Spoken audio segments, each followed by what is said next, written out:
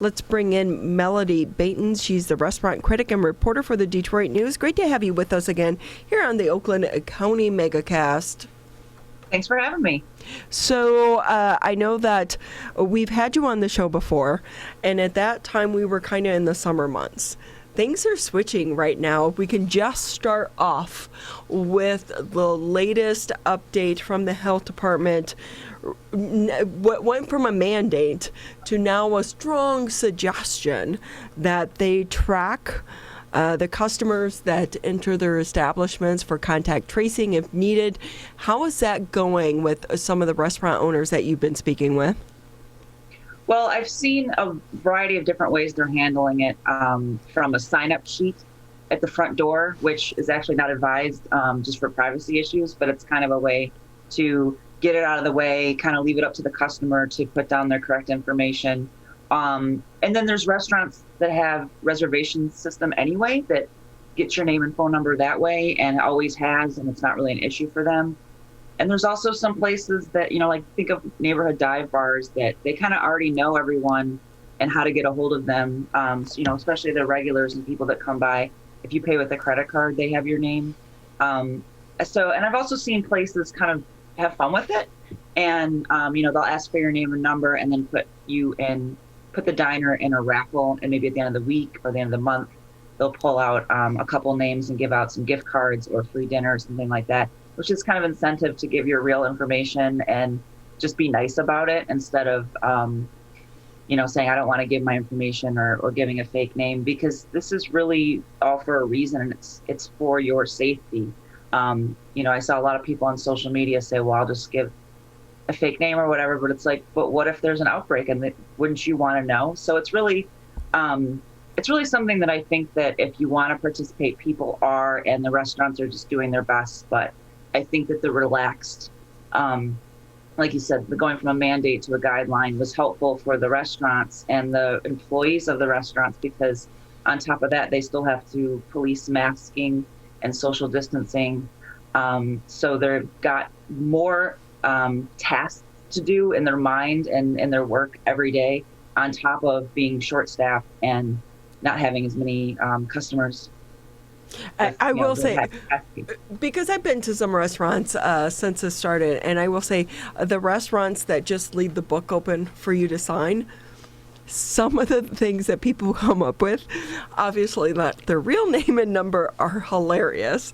I know that that's not the intention and the purpose, but at the end of the day, too, I will say it's not good to leave public information out there, because I know at one time in my life I had a stalker, and it's not a fun thing to go through. And if you have someone come behind you and you're having to leave your name and number, and it's out there for the public to view, that individual now has that number as well. And when you have a stalker, it can be a real situation and a very scary situation to go through. But at the end of the day, too, it can't be put on the restaurants to know that and have to try to mandate that as well. So there are so many different facets to this. You just knowing what you're out there in the restaurant world, do you anticipate another shutdown is coming? Because Ohio's Governor DeWine pretty much put out the threat yesterday, saying that a shutdown is probably coming for the restaurants and the bars as well as the gyms in the state of Ohio, which was so much more relaxed months before the state of Michigan. Do you think Michigan is going to be following suit? And if that's the case, are these restaurants really going to survive another shutdown? I think it's absolutely a possibility that Michigan could shut down its bars and restaurants again. I wouldn't be surprised if it happened. I don't know. I think, it's obviously up to the governor. It's up to the government to do this, and how they do it. With the last shutdown, what the Michigan Supreme Court said was unconstitutional. So that was kind of that issue. So I don't know if they're trying to get the legal ducks in order to make it stick, or if that's something the health department can put the hammer down on. But I would not be surprised at all. I think that they're trying to avoid it just because it is going to be terrible for especially bars. Restaurants, they can do carry out. We've got a big carry out day coming up with Thanksgiving. But places that just sell drinks, that are small, you can't really do drinks to go and make a dent in the bills. I think it's going to hurt a lot of places, and unless there's some kind of stimulus or relief for them, I think we're going to see a lot of places close at the end of the year. If things shut down, especially with, like you said, the colder weather coming. So I think a lot of people are going to feel less comfortable going out as well, because they won't be able to have that patio to sit on, and things like that. It's a tough time to be a restaurant owner or a bar owner here, not just in the state of Michigan, but really anywhere in the country. And knowing that, because you're out and about so much more than the regular individual. I think about the smaller entities, because I've gone into a lot of bars and restaurants, and it's really been, for the most part, business as usual. You almost wouldn't know, other than Right. the headlines stating that these rules and regulations have been put in place. A lot of places, it's really kind of business as usual. And the ones that aren't, who are being really strict, I see people turning away and walking away because people are going to a restaurant or a bar to escape reality, not to be slapped in the face by that reality. And so it's so tough for these restaurant owners and these bar owners who are put in these places. What's the difference you're seeing in maybe a big city like Detroit versus the suburbs? Well, I think in the suburbs, I'm seeing a lot more big tent setup, where there might not be as much room for that in the city. I think that I was, it was Greektown a couple of weeks ago, and they still had outdoor dining set up, even though it was into the fall. But in the suburbs, I'm seeing a lot of tents taking over the entire parking lot. And this isn't just for outdoor dining. The tents, even though they're enclosed, or the domes that you see, even though they're enclosed, they do offer some kind of, cross breeze, and they can be, sanitized. But they're really for capacity, I think, more than just people feel more comfortable eating outside. I think the restaurants are trying to increase their capacity by doing these outdoor tents. And I'm seeing a lot more of that in Macomb County, and it's all over Birmingham and places like that, versus the city, where I think in the city you've got a lot of, special occasion restaurants, destinations where people from not just Detroit but all over come, and they want to make it a big night out. And they're really, they want, like you said, they want it to feel normal, and they want that experience. Because, every once in a while you've got to do something that, makes you feel like everything is okay and everything's normal, even though it's totally not. And I think the restaurants are trying to convey that, like, hey, you can come in, relax, have a nice meal, have service, and we'll keep you safe as possible.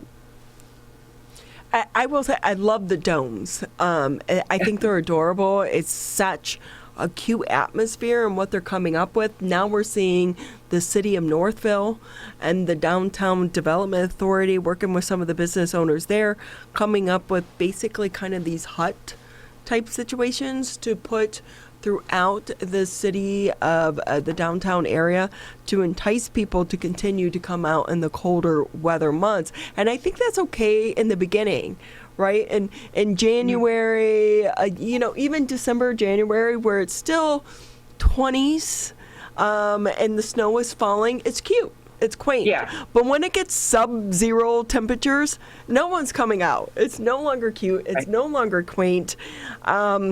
And knowing that, do you see any of these restaurants maybe saying, we can't get employees, this is too costly? Because we have to remember that they're investing in these entities. They're having to pay for the tent rental if they can find them. They're having to pay for the heater rental if they can find them. But so this is an additional expense to a restaurant that's not making money that it once was. Are there some that are going to be, we're just going to close down until springtime maybe? Yeah, I wouldn't be surprised if we saw some restaurants kind of hit pause. I know I saw just the other day a really cool tiki bar on the east side of Detroit. They just said, you know what, we're going to take a break, because they're a tiny bar, and that's the whole experience, is you're kind of tucked into this cool tiki bar, and they they're not going to be open because it's just not worth it for them to staff it to literally have probably 6 people in there, maybe maybe a little bit more than that. So they're saying, we're not closing down, but we're not going to be open until till basically this clears up and capacity is back at it. Yeah, I think we're going to see a lot more of this. Every single restaurant owner and every single chef I have talked to in the last 3 months or more has mentioned that they are hiring and they need help, and it's hard to find.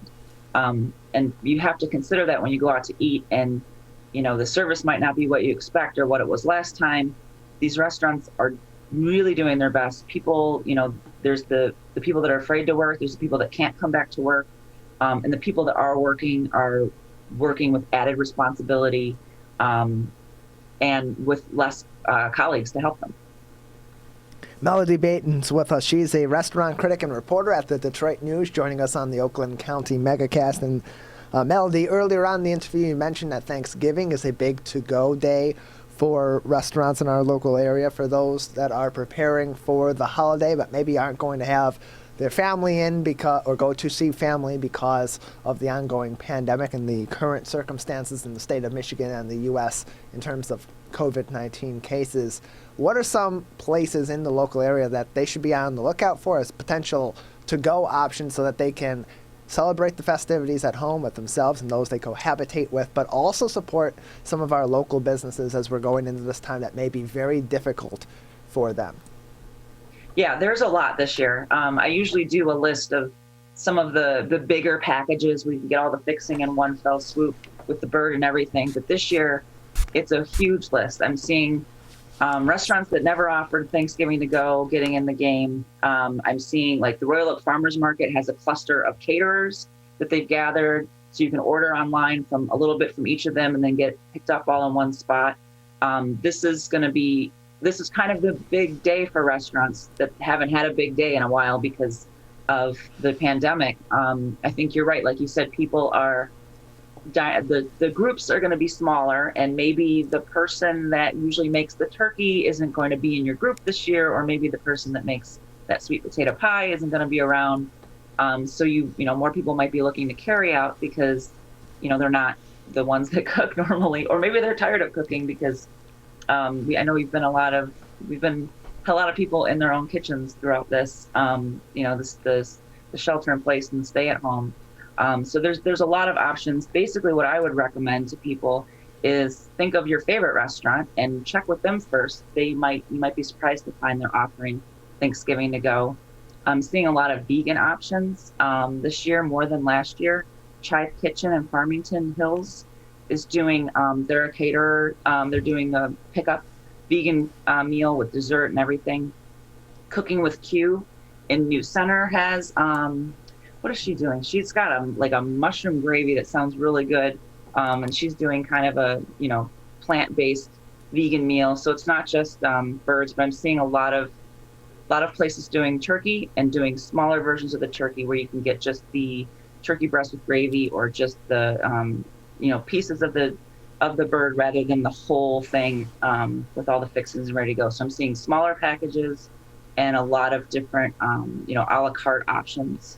A lot of restaurants are participating. I was surprised this year, but it makes sense. You seem like you have such a fun job, though, getting to get out and taste all of these restaurants and their fairs. And with that, Thanksgiving, the night before Thanksgiving, or Thanksgiving night, I forget, it's been a while, for me, typically a huge bar night. I think it's actually Thanksgiving night. Is that going to change this year? Because a lot of the college kids come home, they, especially the freshmen, they get to visit with their friends that maybe went off to different colleges. Is that going to still be an event this year for restaurants and bars? I don't think so. The night before Thanksgiving is typically used to be called the biggest bar night of the year because, like you said, the kids come home from college. Everyone's in their hometown for Thanksgiving, so they get together. But obviously, there's not a lot of places open. There's not a lot of nightclubs open, which is this is a big night for dance clubs and nightclubs, live music venues, things like that. So that's not happening. Plus, we're not gathering. And plus, I think that really in the last couple of years, I've seen Halloween surpass the night before Thanksgiving as a big bar night. So I don't know that the younger generation really gathers before Thanksgiving. I mean, there's always events, but I think definitely this year it's just a fraction of what we would normally see. It's definitely going to be a different year for Thanksgiving for so many of us, and the restaurants as well. Melody, thanks so much for being with us. She is the restaurant critic and reporter for the Detroit News. Always great having you here with us on the Oakland County Megacast, and this continues to change the COVID-19 crisis, and boy, the restaurants really feeling the brunt of this pandemic, and we're hoping more of them survive, but we are seeing more and more close, but we're hoping that they do hang on during these rough winter months ahead. So thank you for being with us. Thanks for having me.